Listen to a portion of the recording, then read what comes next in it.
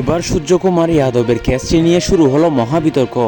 19তম ওভারের প্রথম বল David Miller যখন হার্দিক পান্ডিয়ার বলটিকে আকাশে ভাসিয়ে দিয়েছিলেন তখনই সবাই মনে করেছিলেন এটি ছক্কা, কিন্তু কয়েক সেকেন্ড পর দেখা দিল বলটি সূর্যকুমারের হাতে। বলটিকে বাউন্ডারির একুল করে ধরে ফেলল সূর্যকুমার। এই ক্যাচটিতে লেগে যায় বিতর্ক। সবাই বলছে ক্যাচটিতে যখন যাদব বল ছেড়ে দিয়েছিল তার আগেই বাউন্ডারি স্পর্শ করছে, তার মানে এটি ছক্কা। কিন্তু বিষয়টা হচ্ছে ভিডিওতে দেখবেন সূর্যকুমারের পা বাউন্ডারির সঙ্গে বেজেছে। বেশিরভাগ ভিডিওতে পা জুম করে দেখানো হয়েছে, যার কারণে এটি ছক্কার মতো লেগেছিল।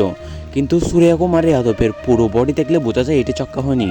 পা বাউন্ডারি স্পর্শ করার আগে হাত থেকে বল ছেড়িয়ে দিয়েছিল।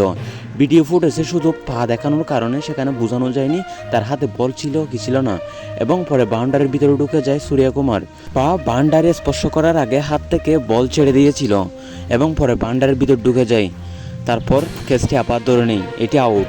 এখানে তর্ক বিতর্ক কিছু নেই। দেশ বিদেশের সব নিউজ পেতে চ্যানেলটি সাবস্ক্রাইব করুন।